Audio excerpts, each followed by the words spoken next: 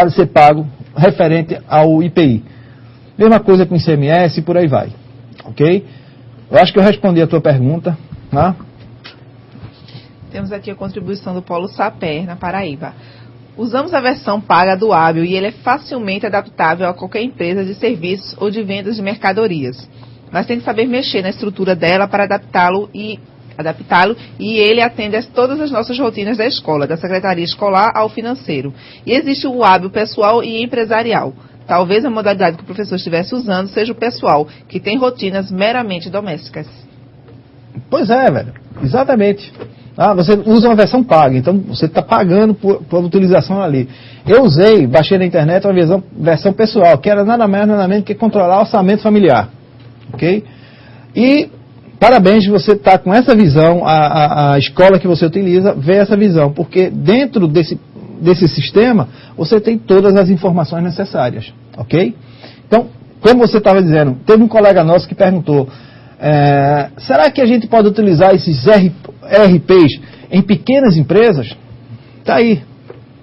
Tá? A contribuição do nosso amigo está dizendo que a escola dele proporciona uma solução que ele baixou na internet um custo bem pequeno e está atendendo a solução, a necessidade da empresa. Então, parabéns, Paulo, pela essa sua visão. E isso é que a gente busca na última tarefa que a gente passou, a última atividade, é exatamente isso, identificar na tua região uma solução desse tipo. Tá? Identificar os processos que estão utilizados nessa solução. O que é que a tua escola está se beneficiando com isso?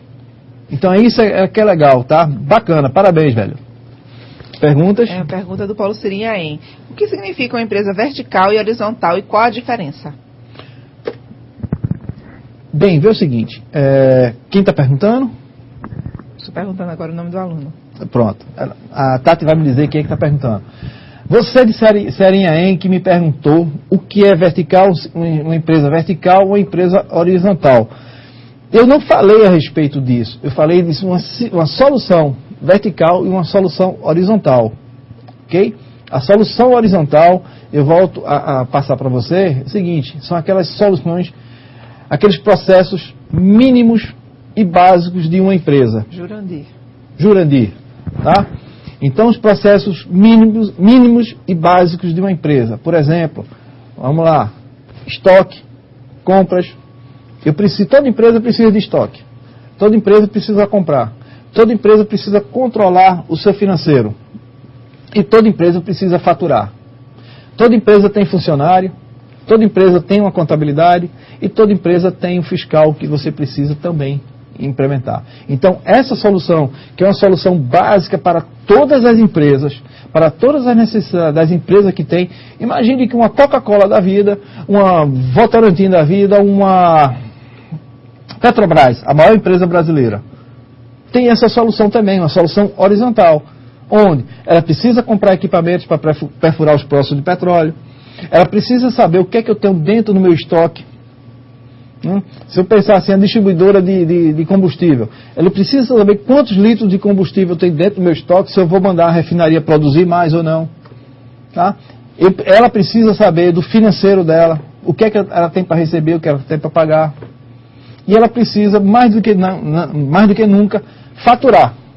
Faturar para os postos distribuídos para a gente abastecer os nossos carros. Então, desde uma Petrobras da vida até a escola lá do nosso amigo de Sapé, eles têm uma necessidade básica. O que é? Informações mínimas. Financeiro, faturamento, estoque e compras. Folha de pagamento e uma contabilidade. Então, isso que a gente chama é um sistema horizontal. Tá? Porém, a própria Petrobras lá, existe uma necessidade específica, onde ele vai para... vamos dizer o seguinte, existe um software lá específico para uma empresa de prospecção de petróleo. Aquela solução é específica, única, só para aquele tipo de segmento. Já o nosso amigo de Sapé, ele tem uma especificação de que é uma escola.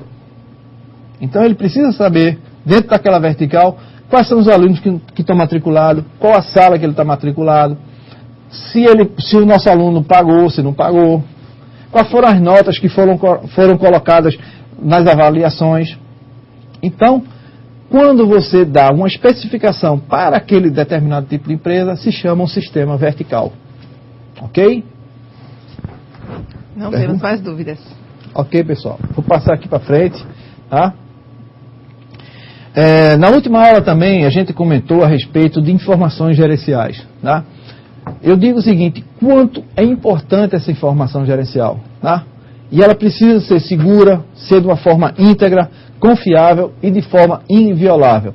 Eu vou pedir para passar onde você está me mostrando, nesse bloco azul, você tem seguros.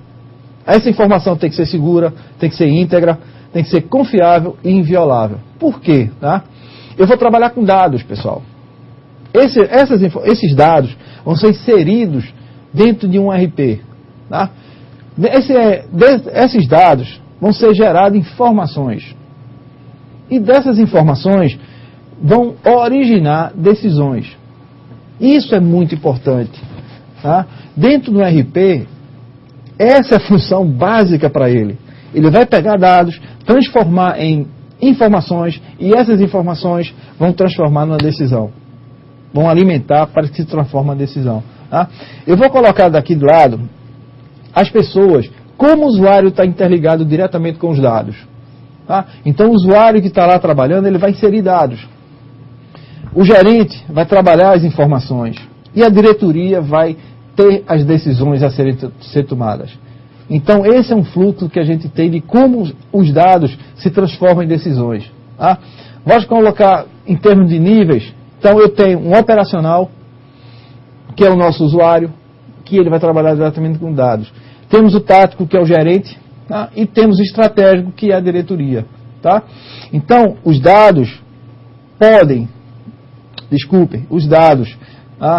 geram informações onde o gerente vai dar subsídios táticos para o diretor tomar as suas decisões estratégicas. Então, isso aqui que eu estou passando para vocês, se vocês quiserem, isso aqui vai estar disponível para vocês, tá? No nosso site. É fundamental, quero que vocês entendam isso aqui, porque é o básico do RP. Tá? Diante de todas essas decisões, as decisões estratégicas de uma empresa são tomadas em cima disso. Se eu não tiver dados consistentes, eu posso gerar uma informação errada e tomar uma decisão equivocada. E essa minha empresa pode ir para fora, perder o mercado. Tá? Então, por isso que as informações têm que ser seguras, têm que ser íntegras. Tá? Do momento que eu insiro a informação dentro de um RP, é fundamental que ele tenha as informações corretas em cima daquilo ali. Tá? Então, eu não posso, do momento que entrou as informações que entraram dentro do sistema, eu não posso mais alterar. Por quê? Essas informações têm que ser seguras e íntegras. Ok? Alguma dúvida com relação a esse esquema que eu estou passando aqui para vocês? Até o momento, nenhuma dúvida. Ok, então vamos lá para outra. Tá? Bem, eu vou passar para vocês uma novidade. Ok? Eu tentei montar um esquema para vocês verem a integração que existe entre os processos e o fluxo da informação diante de uma necessidade. Tá? Então, eu quero que vocês entendam, eu vou passar essa transparência agora para vocês, no caso, a lógica de como funciona um RP, a integração que eles têm com os processos envolvidos, tá? E as conclusões que vocês vão tirar, ok? Eu vou pedir só que passe essa transparência aqui, tá? Acompanhe. Eu quero que vocês entendam a lógica de um RP, tá? A integração entre os processos, tá? Os processos envolvidos, tá? E as conclusões que vocês vão trabalhar. Mais adiante, as atividades vão ser em cima dessas conclusões que vocês vão tirar, ok?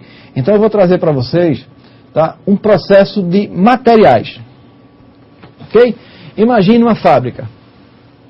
Imagine uma fábrica que eu preciso produzir alguma coisa.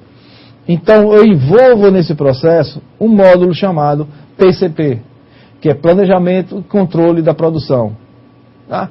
Em alguns RPs são considerados como produção, como chão de fábrica e por aí vai.